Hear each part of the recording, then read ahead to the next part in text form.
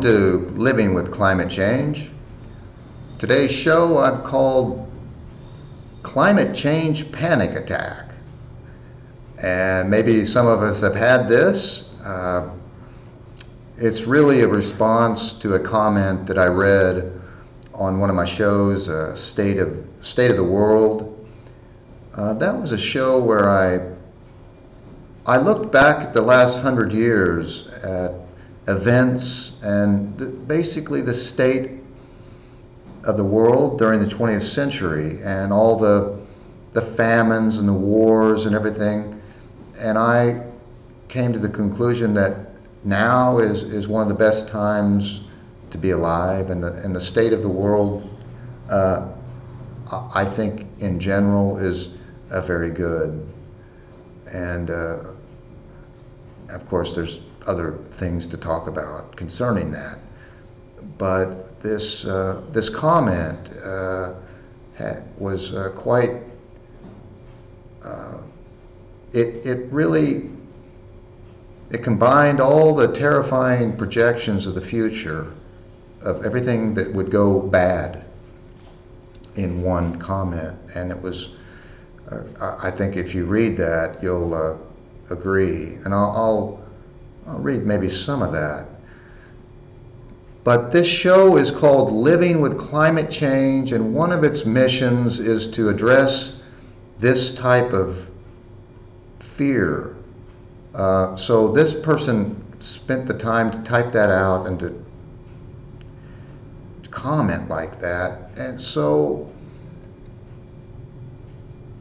I want to try to relieve that kind of panic in our everyday lives, that we don't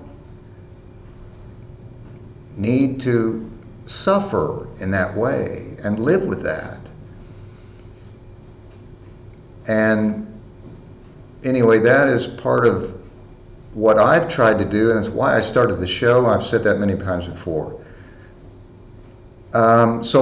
This show, I'm going to kind of maybe summarize some of the other shows and some of the concepts to look at this, and maybe it will be helpful. It's a quick show. I read that, and so let's get into that now.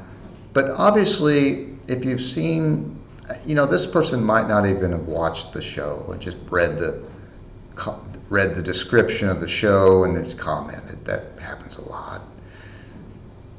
But clearly I am all for the precautionary principle and climate action on climate change. But I do believe that the world now is much better off than it was in the past.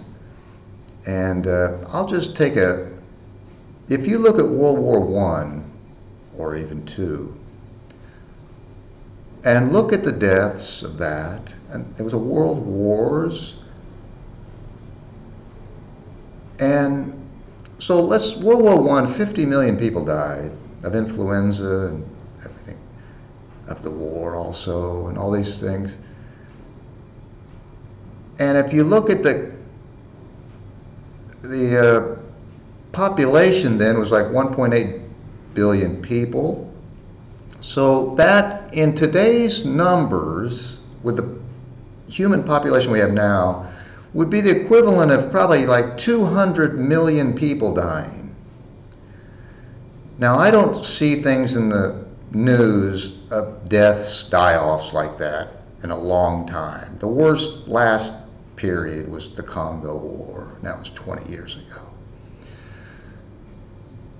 That is just one.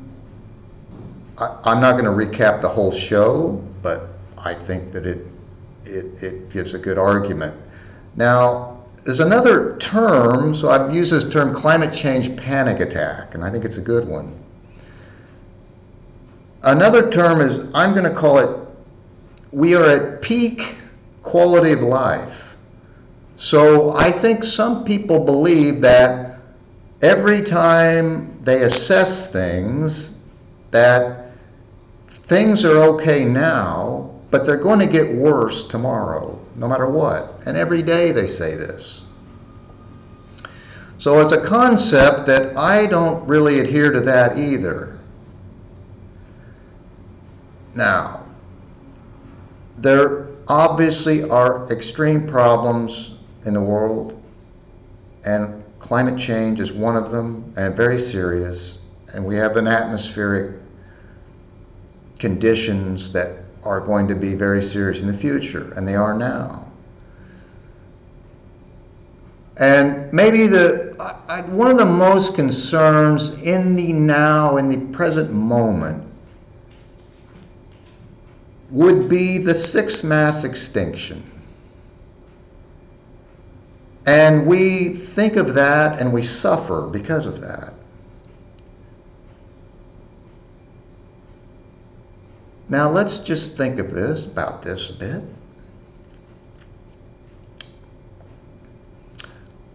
Do the insects know they're going extinct?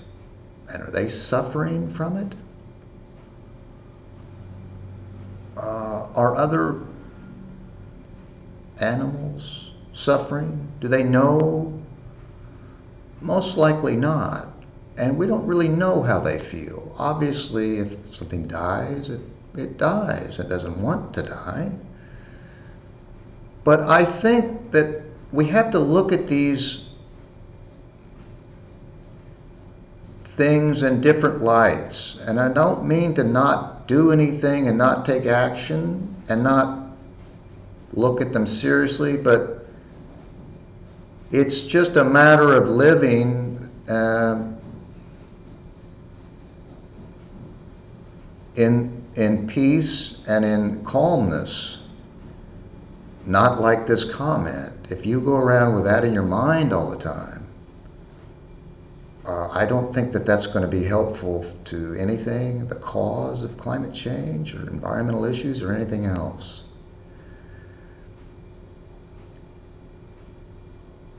Now, I'm just going to start off by, I want to read a Taoist thought. Let me see if I can get this. And this is called the quiet mind.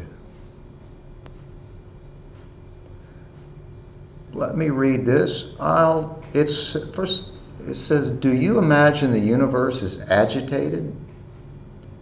Go into the desert at night and look out at the stars. This practice should answer your question. Now, that's just a way of grounding yourself in reality, in the now, in the moment. This is all we have. This is reality. And I would say for most of us, it's okay right now. And that's the way it will always be.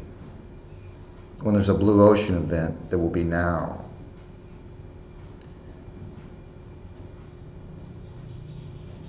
And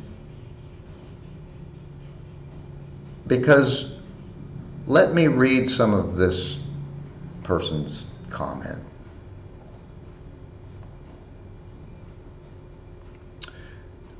It states that, he says to me, you are living in a state of psychotic denial. The state of the world is apocalyptically horrible. You can read this. It goes on and to talk about all the problems.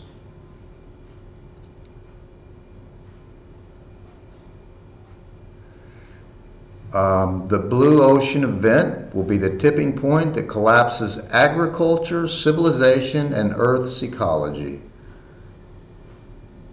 Civilization collapse will result automatically in genocide, lawlessness, cannibalism, slavery, nuclear World War III, and in global catastrophic nuclear power station meltdown radiation disasters, which will sterilize all life forms larger than bacteria.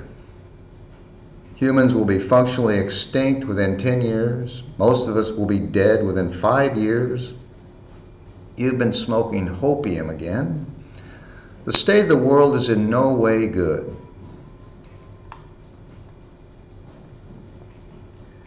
I don't agree with that. Now,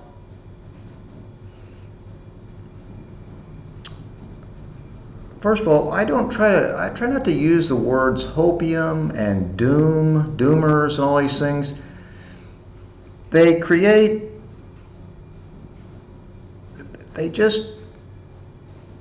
put people in boxes. They create barriers to people. They identify, they race. It's a prejudice type thing that I don't think is helpful to dealing with this global environmental, ecological issue. It's just further ego identification. It's separating people. These are extreme views, rigid views that I think that we know that no one is really, I don't know that, you may know things that I don't think that the future's been projected correctly hardly ever. So we don't know what's going to happen, and I don't think we should assume that it's going to be terrible and be like this, that people are going to react like this and become cannibals. This is just, especially in 5-10 years, I think this is irrational and a panicky way of thinking. And I know this is a very extreme person that wrote this, but I believe that that's probably in a lot of us that know about climate change, that those visions are maybe in the back of our minds.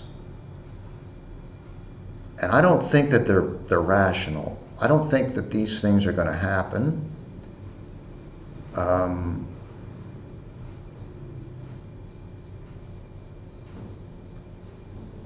And I don't see that I don't think that you should visualize that kind of a future. I don't think you should visualize the future hardly at all. I think you should be grounded in the moment, in the now. I woke up and it was a beautiful morning and the sun was shining and the birds were chirping, and I went to my computer and I read that. And that is a perception that has been, though that is an illusion.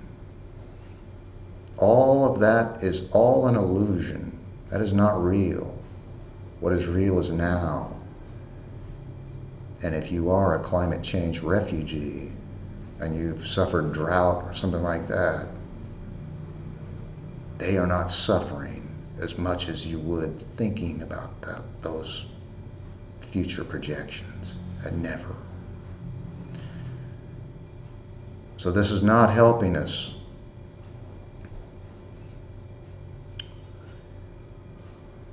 So I think I've made these shows, these first shows on climate change trauma and facing climate change with spirituality. I've talked about this. If you're interested in watching those shows, and the most recent one, let me recap a little of that. The one about Rumi, the Sufi mystic, that poem. And maybe you are an atheist, and maybe you are not even an atheist, you just believe when you're dead, and there's nothing else. But I'll just recap. But he is talking about, why should I, even if you die, what? He talks about he died as a mineral and became a plant. I died as a plant and I rose to animal. I died as animal and I was man. Why should I fear? When was I less by dying?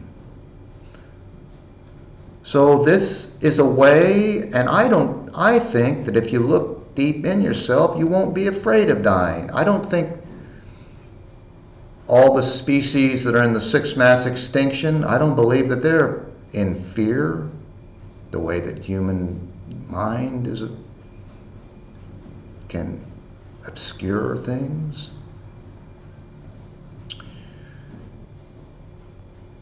And he says, Rumi says, once more I will die as a man and I will be an angel. And then even as an angel, I must die again.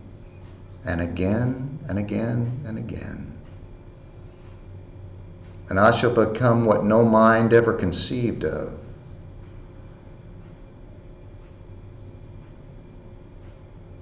And I believe that's much more rational than looking at death as in a fearful way. We know we must die. Everything dies, and it's not a bad thing.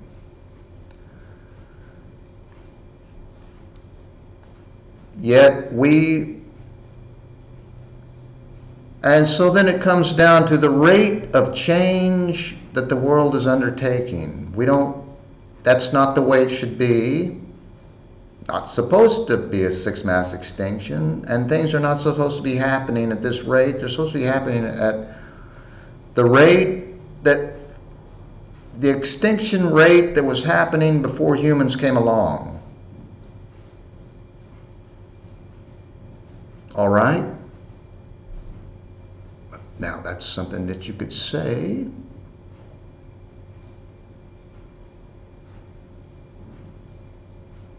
But we are here, and humans are here and living and doing what we do.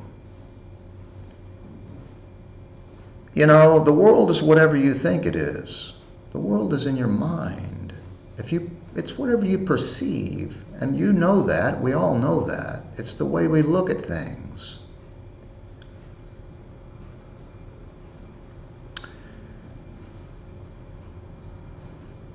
And so that's the point of the show and the channel, and is to stop suffering and projecting and trying to create fear about the future, and live in the moment and live now and do what you can and go out and do your work. In whatever you're doing, because this is not going to help. To have panic attacks is not helpful. And so there are many ways to deal with climate trauma and these climate change terrible feelings that we have, and I've done them in my shows, and it takes a while to work through these things, and I don't think that people are bad and humans are horrible and they're killing everything else in the world. That is, in a way, that is true, but I think that if you look at the big picture of where humans came from and where they're going and how they're living, it's the way it is. And if you want to call it bad, you can, or good, but I hope that maybe helps a little bit and relieves you. I go into these things a little more in other shows, and of course I don't have the answers to everything, but I don't think you should live with those terrorizing visions of the future. And maybe most of you don't. But I do. I know that you study this enough, and you'll have these panic attacks, these climate change panic attacks. And it does take a little work to think this through. And I think it's an ego identification thing, and I think some people maybe enjoy these terrifying visions of the future, but I don't think it's good for for the person thinking them, and sharing that kind of those kind of visions of the future. I don't think that's going to help anybody. It's going to alienate and just put people off more to not take action. But that's it for this show. And obviously this climate change is a dynamic thing, and the psychology of it and the science of it, and it's a lot to think about and to deal with. And I don't know how much that I can help, but I hope I can. So thank you for joining me, and I hope that the person that wrote that, maybe this will help a little bit, but okay, well, I'll see you next time at the next show, and I hope you have a good day, and try not to worry so much. Be in the now, be in the moment. You're alive now, and everything else is alive, and it isn't. The rest of the species and the plants and the animals, they aren't worried. They're living in the moment, because that's all we have. Thank you for joining me, and bye-bye.